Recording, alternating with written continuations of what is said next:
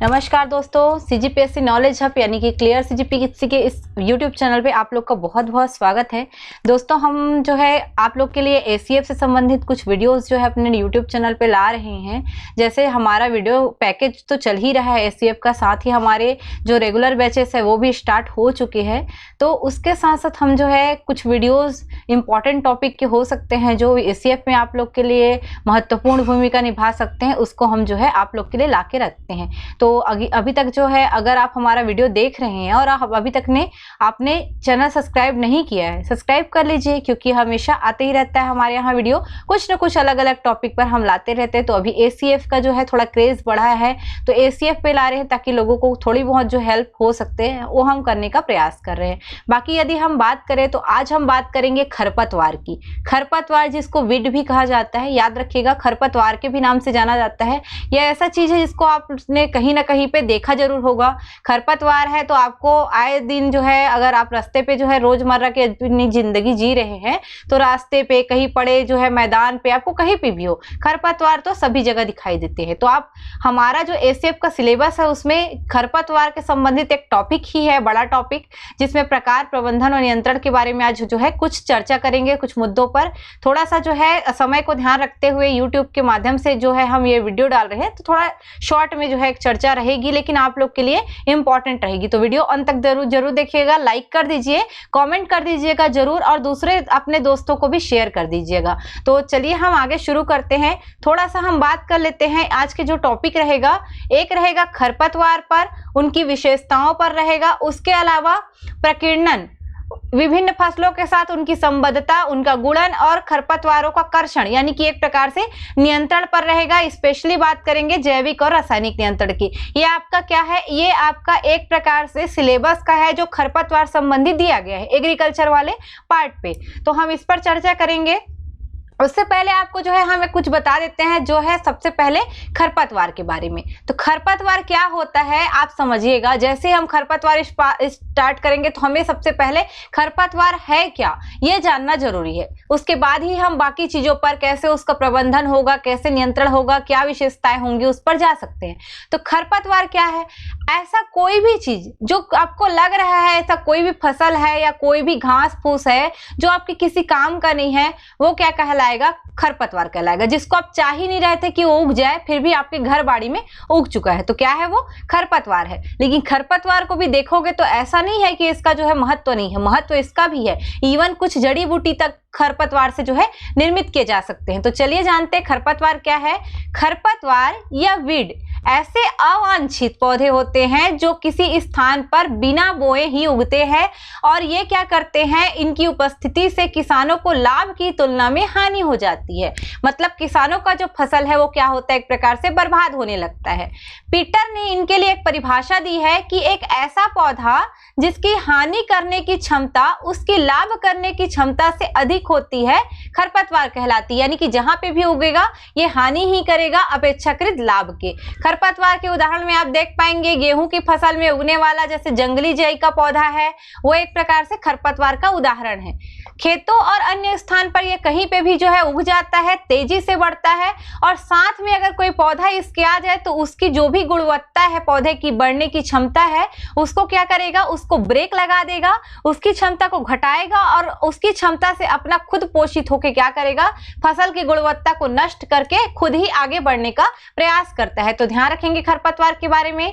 जितने भी खरपतवार होते हैं लगभग अवांछित पौधे ही होते हैं, लेकिन सभी अवांछित पौधे खरपतवार हो ऐसा जरूरी नहीं है। कभी कभी हम जो है अवांछित पौधे जो हम नहीं चाह रहते हैं फिर भी उग जाते हैं, पर हमारे लिए महत्वकारी सिद्ध हो सकते हैं। तो हर किसी को आप खरपतवार नहीं बोल सकते। तो याद रखिएगा सभी खरपतवार अवांछित पौधे तो होते हैं, लेकिन सभी अवांछित पौधे खरपतवार नहीं होते। लेकिन ये मनुष्य की क्रियाकलापों को पूरा प्रतिकूल प्रभाव डालते हैं, और वो जो लाभ कमाना चाहता है उस पर ब्रेक डालने का पूरा प्रयास करते हैं। तो खरपतवार के बारे में जो कुछ महत्वपूर्ण जो है बातें थी वो हमने देखी। आगे हम कुछ देखते हैं इसके बारे में, तो थोड़ा उससे पहले हम चलते हैं किस पर, हमारे जो वीडियो पैकेज चल रहे हैं उस पर, जो आपको काम आ सकता है। जो हम YouTube पर डालते हैं उसको तो डालते ही हैं, वो थोड़ा शॉर्ट एनालिसिस होता है समय और ऑडियंस को ध्यान में रखते हुए, लेकिन आपको एकदम डेप्थ तक जाके पढ़ना है और सारे सब्जेक्ट जो ACF के है पेपर 2 के उसकी तैयारी करना है। जस्ट लाइक फिजिक्स हो गया, केमिस्ट्री हो गया, biology, technology, agriculture, forestry, environment, पूरा कंप्लीट अगर आपको चाहिए 1500 के एकदम कम कीमत पर आपको 7 से 8 हजार का पैकेज मिल रहा है हमारे यहाँ। डेली आपको 2 लेक्चर मिलेंगी यूट्यूब के माध्यम से, प्राइवेट ईमेल पे आपको ये मिलते रहेगी, जिसको आपके अलावा कोई और नहीं देख पाएगा। अगर हमें लगता है कि 2 लेक्चर आपके लिए जो है सफिशिएंट नहीं है, आपको 4 चाहिए, तो नवंबर के एंड तक हमको ये कंप्लीट कराना है, तो हम 4 लेक्चर भी पर डे देंगे। तो यदि आप जो है चाहते हैं कि आपकी तैयारी मजबूत हो, आप अच्छे से हर चीज को डेप्थ से पढ़े और आपकी तैयारी में मजबूती प्रदान हो, तो जरूर इस वीडियो लेक्चर को लीजिए, क्योंकि आप जो है 4 जगह से यहाँ पे नोट्स देखेंगे, फिर उसको समझने का प्रयास करेंगे, बुक खरीदने पे पैसे डालेंगे, तो वो थोड़ा आपके लिए क्या हो सकता है, एक प्रकार से कम बेनिफिशियल हो सकता है। लेकिन आपको अगर कोई समझाने वाला, अच्छे से सारी चीजों को डील करने वाला मिल जाए, तो आपके लिए 1500 का जो पैकेज है बहुत ही लाभकारी सिद्ध हो सकता है। तो बिल्कुल आप परचेस करिए। अगर आपको और कोई जानकारी चाहिए, आप 2 नंबर दिया हुआ है यहाँ पे कांटेक्ट कर सकते हैं। जो पहला नंबर है उस पर कॉल कर सकते हैं। तो ध्यान रखिएगा, सुबह 7 से जो है 9 तक आप कॉल ना करिए और शाम को 6 से 8 तक, बाकी आप कॉल कर सकते हैं, क्योंकि उस बीच में जो है हमारी बैचेस भी लगती है। अब कई लोग बोलेंगे कि हम YouTube पे क्यों नहीं करवा रहे इसको, तो YouTube पे जो हम करवाते हैं वो हमारे नॉलेज के हिसाब से जितना हमसे टाइम बन पाता है वो करवाते हैं, पर हम अलग से टीचर्स जो है हमारे टीम वाले, उनसे हम ये कंटेंट को बनवा रहे हैं। पढ़ाएंगे हम ही, पर कंटेंट जैसा हमको चाहिए वो सामने वाला बना के दे रहा है, और उसके लिए हमको फीस जो है पे करनी पड़ती है। इसलिए हमने 1500 का एकदम कम कीमत रखा है। अगर आप बाहर जाएंगे तो आपको बहुत ज्यादा कीमत भी लगेगी। 8000 10,000 में जो है अभी एक वीडियो लेक्चर जो है दे रहा है, और जो करवा के दे रहे हैं कोचिंग, वो भी 8 से 10,000 रुपए ले रहे हैं। तो आपको एकदम कम कीमत पर रेगुलर जो एक बंधे हुए वीडियो के साथ ये मिलने वाला है। तो बिल्कुल इस पर आप जो है विचार करिएगा। चलिए हम बात करते हैं आगे खरपतवारों की विशेषताएं, जो दूसरा टॉपिक है हमारा इसी खरपतवार में। तो खरपतवारों की विशेषताएं रहती है, जैसे बीज उत्पादन की क्षमता इनकी बहुत तेज होती है। ये थोड़े से रहते हैं मात्रा में, लेकिन धीरे धीरे इतना ज्यादा ये बढ़ने लगते हैं जिसकी कोई सीमा नहीं होती। जैसे आपने बथुआ भाजी सुना होगा, चिनोपोडियम भी कहा जाता है इस बथुआ को। एक ऐसा पौधा है जो 1 वर्ष में लगभग 70,000 बीज पैदा करता है। ध्यान रखिएगा, जो चिनोपोडियम यानी कि बथुआ है, ये बहुत ज्यादा इसकी बीज गुणन की क्षमता होती है, जो इंपॉर्टेंट रहता है। खरपतवारों की बात करें तो इनको बीजों का जो अंकुरण है वो भी शीघ्र से होता है, तेजी से होता है। और खरपतवारों के जो बीजों का अंकुरण और वृद्धि, ये तापमान को जो है, तापमान से जो है प्रोत्साहित होता है। मतलब कम तापमान है या अधिक तापमान है तो उससे क्या होगा, प्रोत्साहित करेगा। जो अधिक तापमान है, कम तापमान क्या करेगा, अंकुरण को प्रोत्साहित करेगा। मतलब खरपतवार, सीधी सी बात है, बीजों का अंकुरण इतना ज्यादा होगा कि इससे अधिक मात्रा में आपको पौधे से बीज मिलेगा। तो 70,000 बीज पैदा करने की क्षमता जब बथुआ रख सकता है, तो समझ सकते हैं आप जितने भी खरपतवार है वो कितनी तेजी से फैलते हैं। बात करेंगे तो कुछ खरपतवार ऐसे भी हमको मिलते हैं जिनकी जड़ें लंबी होती है और विकसित होती है। तो आपको ऐसे भी जो है खरपतवार मिलेंगे जिनकी जड़ें लंबी होगी और विकसित होगी। उसके अलावा अगर देखेंगे तो खरपतवार का जो पौधा है, किसी भी फसल के साथ ये जो है उग जाता है, और ये क्या करता है, स्थान, प्रकाश, वायु, पोषक तत्व, मृदा, नमी, इनके लिए क्या करता है, प्रतिस्पर्धा करता है। अगर आपको ये लाइन नहीं समझ में आई होगी तो आप समझिएगा, मान लीजिए एक आपका मुख्य फसल है, अगर आपके मुख्य फसल के साथ कोई दूसरा आ जाए फसल और उसका क्या करे, उससे जितना पोषण है, चाहे स्थान का हो, प्रकाश का हो, वायु हो, इसके पोषक तत्व हो, मृदा हो, नमी हो, जो सामने वाले पौधा को चाहिए था, लेकिन खरपतवार जो है आके क्या कर रहा है, उसके लिए प्रतिस्पर्धा कर रहा है। मतलब दोनों में क्या हो रहा है, कंपटीशन हो रहा है। किसके लिए, इस स्थान, प्रकाश, वायु और पोषक तत्व के लिए। तो खरपतवार जो है प्रतिस्पर्धा करता है और सामने वाले से पूरा पोषक तत्व क्या कर लेता है, चूस लेता है, एक तरीके से कहें तो। कुछ खरपतवार क्या करते हैं, बीजों का आकार, रंग, ये दोनों क्या होता है, फसल के पौधे जो रहते हैं बीजों के समान ही होते हैं, जिससे आप अंतर भी नहीं कर पाते। इसी को कभी कभी नकलची खरपतवार भी कर दिया जाता है, पूरा हूबहू नकल करके वो खरपतवार साथ साथ रहता है। जैसे धान के खेत में देखे होंगे आप, अलग किस्म के धान भी दिखते हैं, वो भी एक प्रकार से खरपतवार में भी आते हैं। स्वभाव से कठोर होते हैं और ये जो है किसी भी परिस्थिति में, चाहे प्रतिकूल ही क्यों ना हो, उगने की क्षमता जो है रखते हैं। खरपतवार के पौधे जो है कीटों और बीमारियों से जो है इसका जो प्रभाव है वो उन पर नहीं पड़ता। चाहे कीट हो, अगर उस पर जो है कुछ काट भी दे तो जो है एक प्रकार से रोग नहीं होगा, लेकिन वहीं आपके फसल को काट दे तो तुरंत रोग होना चालू हो जाता है। तो ध्यान रखिएगा, खरपतवारों का ये एक प्रकार से विशेषताएं होती है। कुछ जो है दुर्गंध युक्त और विषैले भी होते हैं, जैसे आप धतूरा देख लो, इसमें विष होता है, एक प्रकार से हुलहुल का रहता है एक प्लांट। कुछ खरपतवार ऐसे रहते हैं जिस पर पंख होते हैं, बाल होते हैं और कांटे होते हैं। ये क्या करते हैं, खुजलाहट भी करते हैं। अगर आप इसके संपर्क में आ गए तो आपको खुजली भी हो सकती है। इनके बीजों में जो है प्रसारण मतलब प्रसारण क्या, तो जैसे मान लीजिए पंख लगा है तो पंख लगा, हवा के माध्यम से उड़ के चले जाएगा। उसके बाद क्या होगा, ये बीजों के प्रसारण में क्या करेंगे, हेल्प करेंगे। ये ध्यान रखिएगा, जैसे आक हो गया, सत्यनाशी हो गया, गेहूंसा, ऐसे कुछ प्लांट के जो मिलते हैं बीज, उसमें जो है आपको प्रसारण की क्षमता ज्यादा दिखाई देगी। तो ये खरपतवार जो है वायु के माध्यम से, जल के माध्यम से जल्दी प्रसारित हो जाते हैं, तो इसको ध्यान रखेंगे। तो हमें क्या देखना है, एक जो है टाइप्स को भी देख लेते हैं। वैसे टाइप्स के बारे में जिक्र नहीं है, पर अगर आ गया तो आपका काम आएगा। जैसे खरपतवारों का वर्गीकरण कई प्रकार से होता है, तो एक जो है उनके बोल सकते हो आप उनके जो समय अवधि है उसके आधार पे होता है। तो एक वर्षीय खरपतवार भी दिखेंगे, जैसे बथुआ आपको दिखेगा। इसको चिनोपोडियम एल्बम भी कहा जाता है, याद रखिएगा। कभी कभी आपको इसके वैज्ञानिक नाम भी पूछते हैं। साथ ही कृष्णनील, ये एक वर्षीय में आते हैं।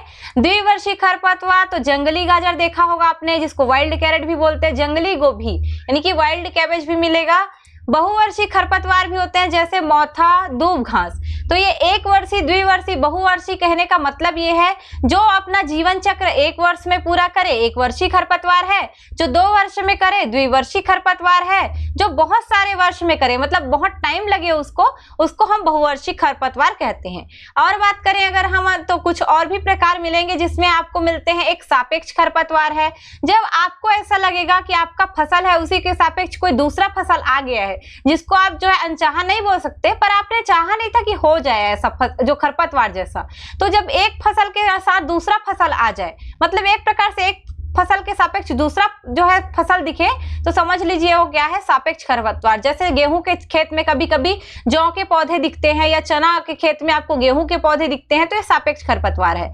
नकलची खरपतवार, जो सेम टू सेम फसल के अनुरूप अपने आप को ढाल ले, जैसे गेहूं की फसल में जंगली जई दिखेगा। जलीय खरपतवार, जो जल में दिखेंगे, जैसे जलकुंभी देखा होगा आपने, हाइड्रिला का प्लांट देखा होगा। उसके अलावा समुद्र शोक होता है। अहितकारी खरपतवार, जिसको आप जो है चाह के भी नष्ट नहीं कर पाते, जैसे कांस हो गया, कांस का फूल। दूब घास एवरी टाइम जो है आप देखोगे कभी भी उग जाता है, किसी भी जो है कहीं पे भी आपका किसी भी बाड़ी वगैरह में देखोगे, आपका आंगन में कहीं पे भी जो है दूब घास उग जाता है, इवन छत पे भी दूब घास उग सकता है। तो अहितकारी खरपतवार है। मोथा भी आता है, लैंटाना का प्लांट भी इसमें आता है अहितकारी खरपतवार में। फिर अविकल्पी खरपतवार है, जो कि जिसको प्रतियोगिता करने के लिए फसल ही नहीं मिलता, तो इसमें हिरणखुरी आता है। याद रखिएगा, ये क्या है, खरपतवार के कुछ प्रकार है। इसके पूरे प्रकार में और क्या क्या आते हैं, कैसे उन पे जो है वर्क करना है, ये पूरा हम अपने वीडियो पैकेज में बताते हैं, क्योंकि वहां पे आपको पूरे डिटेल से पूरा नोट्स जो है वीडियो के लेक्चर के माध्यम से जो है मिलने वाला है। तो बिल्कुल आप खरीदिए यहाँ पे जो है 1500 की फीस के साथ। बाकी जो लाइटली हम जो अध्ययन करते हैं कि हमको एक रिवाइज मोड में आना है और रिवाइज मोड में अध्ययन करना है, जिसके लिए हम यूट्यूब पे MCQ और कुछ वीडियो लेक्चर जो है लाते रहते हैं, ताकि आप जो अपनी तैयारी कर रहे हैं उसमें आप थोड़ा बहुत निखार ला सके। बाकी आपको एकदम बेसिक से अगर तैयारी करनी है, बहुत अच्छे से करनी है, तो बिल्कुल आप पैकेज खरीदिए। बात करें प्रकीर्णन की, तो प्रकीर्णन में समझिएगा विस्तार, एक प्रकार से अगर देखेंगे कि खरपतवार को ऐसा क्या चीज चाहिए जो इसको विस्तार में हेल्प करे। तो वायु द्वारा, जल द्वारा, पशु पक्षी मनुष्य द्वारा जब प्रकीर्णन होता है, मतलब एक प्रकार से प्रकीर्णन से क्या होगा, खरपतवार का जो है बढ़ोतरी होगी, यानी कि वो विस्तार करने की जो क्षमता आएगी वही प्रकीर्णन कहलाएगी। तो वायु द्वारा सबसे ज्यादा होता है, उड़ के कहीं पे उग जाता है, जल के माध्यम से बह के कहीं पे जाके उग जाएगा। पशु के जैसे मुंह में चारा, जैसे एक जगह खाया है दूसरी जगह खा रहा है, वहां पे खरपतवार चला गया। पक्षी जो है कहीं पे मान लीजिए खरपतवार को अपने चोंच से जो है टच किया है, उसमें हो सकता है उसके परागकण लग गए हो, तो पक्षी कहीं और जाएगी, वहां पे छोड़ देगी। मनुष्य के शरीर में भी चिपक के ये जो है खरपतवारों का प्रकीर्णन एक प्रकार से हो जाता है। बात करेंगे विभिन्न फसलों के साथ खरपतवारों की संबद्धता की, मतलब दूसरे फसल के साथ कैसी इनका जो है बिहेवियर है। तो देखते हैं खरीफ की फसलों पे खरपतवार, इसमें आपको खरीफ फसलों में मिलेगा। पहले तो धान का देख लीजिए, धान के साथ मोथा उग जाता है, जंगली धान, सावा, कोदो, भंगछा, कनकुआ आदि ये लोग उग जाते हैं, स्पेशली सावा और जंगली धान जिसको आप बहुत जगह आप देखे होंगे। फिर हम बात करेंगे खरीफ में ही मक्का की, मक्का के साथ हजारदाना, मोथा, गुम्मा, बरू, दूब और चौलाई ये सभी उग जाते हैं, ये भी एक प्रकार से खरपतवार हैं। बात करेंगे हम सोयाबीन, मूंग, अरहर, मूंगफली जैसे फसलों की जो दलहन तिलहन में आते हैं, इनके साथ हजारदाना, चौलाई, दूब, मोथा, गुम्मा, हुलहुल ये सभी उग जाते हैं। तो क्वेश्चन में आपसे पूछ सकता है। इसके अलावा संबद्धता में बहुत सारी चीजें होती है, जैसे मान लीजिए खरीफ के साथ बता रहा है, मक्का के साथ है तो क्यों उगता है, इसका क्या महत्व होता है, कितना नुकसान जो है वो जो हमारी फसल है उसको करेगा, ये पूरा डिटेल आपको वहां पे मिल जाएगा। तो चलिए हम इसको और देख लेते हैं, रबी के फसलों के साथ कैसा बिहेवियर रहेगा। खरीफ के साथ तो देख ही लिए है, रबी के साथ देख लेते हैं। तो रबी फसल जैसे चना, मटर, आलू, सरसों, इनके साथ मिलता है चटर्री बोलते हैं या चटरी मटरी, एक रहता है गेगला आता है, कृष्णनील, कटीली, प्याजी, दूब, मोथा और भथुआ ये कुछ महत्वपूर्ण है। अगर आप इसको देखना चाहते हैं तो आप एक काम करिएगा, नेट पे नाम डालिएगा, चटरी मटरी कैसा दिखता है आपको पता चल जाएगा। एक एक का नाम डाल के देखिएगा, आपको समझ में आ जाएगा कौन सा जो खरपतवार है कैसे दिखता है। अगर हम जो है कोशिश करेंगे कि किसी किसान को जो है अपन लेके आए और वो आपको बहुत अच्छे से जो है समझा पाए सारे खरपतवारों के बारे में, उनसे दवाइयां जो यूज किया जाता है उनके बारे में, तो अगर आपको ऐसा कोई वीडियो चाहिए होगा तो जरूर बताइएगा। लेकिन उसके लिए हमें जो है टाइम लगेगा, क्योंकि ऐसा किसान जिसको हर चीज की जानकारी हो थोड़ा सा ढूंढने में जो है इजी नहीं है, पर उसके लिए हम जो है आगे चल के प्रयास करेंगे। अभी तो हम जो है वीडियो लेक्चर्स पे ही ध्यान देंगे, और हमारा जो यूट्यूब पर चैनल पे आप लोग के लिए जो डाला जा रहा है बिल्कुल सब्सक्राइब करिए, ज्यादा से ज्यादा शेयर और लाइक जरूर कर लीजिएगा। रबी की इस फसल में गेहूं है, गेहूं के साथ चटरी मटरी, मुनमुना, मोथा, सेंजी, हिरणखुरी, कृष्णनील, धूप, भथुआ ये सभी उग जाते हैं। भथुआ को तो आप कहीं भी देख सकते हैं, आपकी बाड़ी में, आपके खेत में, कहीं पे भी उग जाता है। भाजी के रूप में आप खाते भी होंगे, टेस्टी भी लगता है। पर भथुआ क्या है, एक प्रकार का खरपतवार है। बरसीम वगैरह ये सभी खरपतवार रहते हैं, पर हमारे महत्व की चीजें भी होती है। बाकी बरसीम में ध्यान रखिएगा, कृष्णनील, कटेली, दूब घास, मोथा ये बरसीम की फसल, मतलब जो बरसीम लगाते हैं हम गैया लोगों को अपने खिलाने के लिए, उसके साथ कृष्णनील और कटीली, दूब घास, मोथा ये सभी उग जाते हैं। तो बरसीम एक और जो है लगभग मेथी के जैसे दिखता है, देखे होंगे आप। गेहूं को जानते हैं, चना, मटर, सरसों, इनके साथ जो भी आपको दिखेगा, जो भी आपको क्या दिखेगा खरपतवार, वही बताएगा खरपतवार और फसलों के साथ संबद्धता को। जो टॉपिक दिया हुआ है अगर आपको समझना है, कई लोग को टॉपिक ही नहीं समझ में आता, तो समझिएगा फसल के साथ खरपतवार कैसा बिहेव करेगा, क्या क्या नाम है उसके, वही संबद्धता में एक पूछे जाने वाला क्वेश्चन बन सकता है। उसके बाद हम देखते हैं कुछ और चीजों को, तो इसमें आएगा आपका खरपतवारों का कर्षण। कर्षण मतलब क्या होता है? खरपतवारों का कर्षण से तात्पर्य सीधी सी बात है, आपको उस पर नियंत्रण करना है। तो ये आप नियंत्रण जो है क्रांतिक अवस्थाओं पे भी कर सकते हैं। जैसे अगर बोले तो फसलों की बुआई से पहले ही आप क्या करो, खरपतवारों को नष्ट कर दो। निर्गमन यानी कि अंकुरण होने वाला है, उससे पहले उसको नष्ट कर दो। अगर अंकुरण के पश्चात भी चाहो तो आप नष्ट कर सकते हो। तो ये तीन कुछ रहते हैं कर्षण के लिए।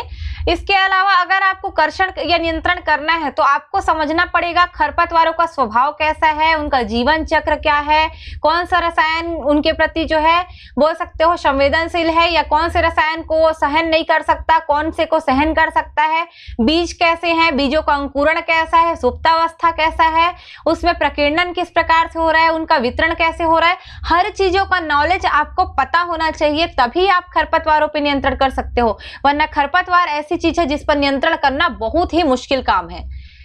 बात करें हमको नियंत्रण की विधियां की, तो विधियां देखते हैं तो भौतिक, सस्य वैज्ञानिक, जैविक और रासायनिक, ये कुछ विधियां हैं। इसके अलावा एक अन्य विधियां भी आती है। भौतिक मतलब आपको जो है कुछ औजार मिलेंगे जिसके माध्यम से आप उसको नष्ट कर सकते हो। सस्य वैज्ञानिक तो कुछ फसल चक्रण वगैरह के माध्यम से कर सकते हैं आप। जैविक विधियां हैं तो जैविक से कैसे कर पाएंगे, तो जैविक आप कुछ उत्पन्न कर दो जिससे वो नष्ट हो जाए। रसायन में आप जो है दवाइयों का प्रयोग करोगे। तो चलिए एक एक को देख लेते हैं।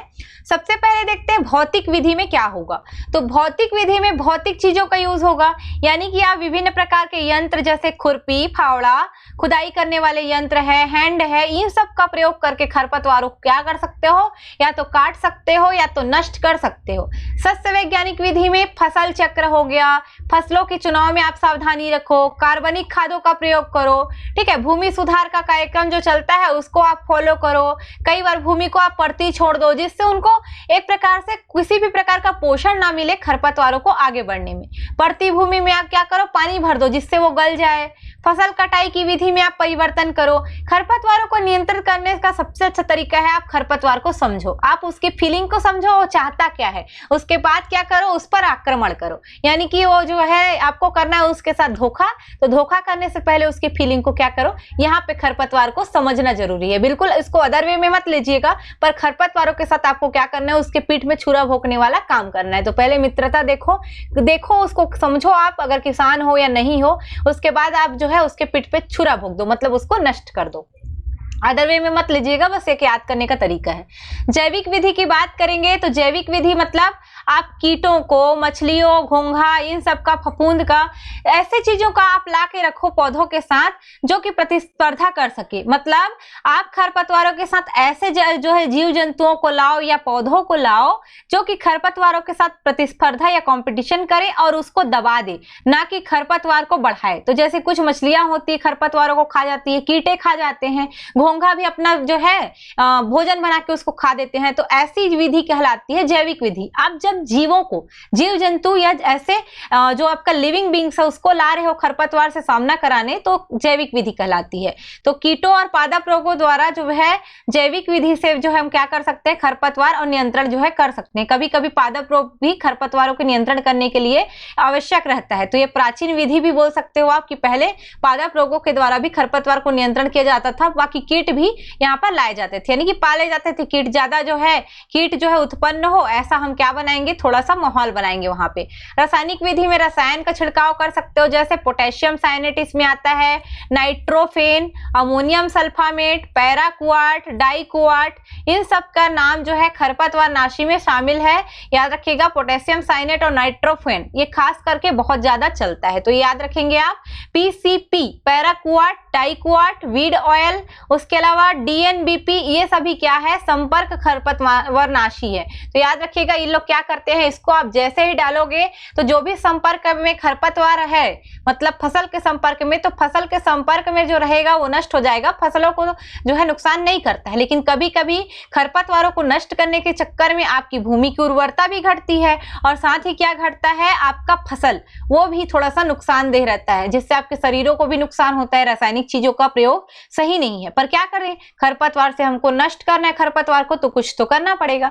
तो ये खरपतवार वाला जो टॉपिक है वो इजी वे में हम एक समझाने का प्रयास किए हैं। अगर आप एकदम डेप्थ में जाके पढ़ना चाहते हैं तो बिल्कुल आप हमारा कोर्स ले सकते हैं, जो आपको फायदा करेगा। बहुत ही कम कीमत पे है, इससे कम कीमत पे आपको नहीं मिलेगी और अच्छे से नहीं मिलेगी। मतलब अगर आप बाहर जाके पढ़ते हो तो भी 8-9 हजार आपका जाएगा, रेंट का लग जाएगा। यहाँ आप लाइव जो है आप बोल सकते हो, रोज का रोज देख सकते हो, किसी भी टाइम देखो, आपका तैयारी करो, रोज आपको वीडियो मिलते रहेगी। तो बिल्कुल संपर्क करिएगा। तो अभी के लिए हम विदा लेंगे, नेक्स्ट वीडियो के साथ जो है आप इंतजार करिएगा। जो है आप सब्सक्राइब करके रख लीजिए, लाइक कर दीजिएगा, अपने दोस्तों के साथ शेयर कर दीजिएगा। Thank you. जय जोहार, जय छत्तीसगढ़।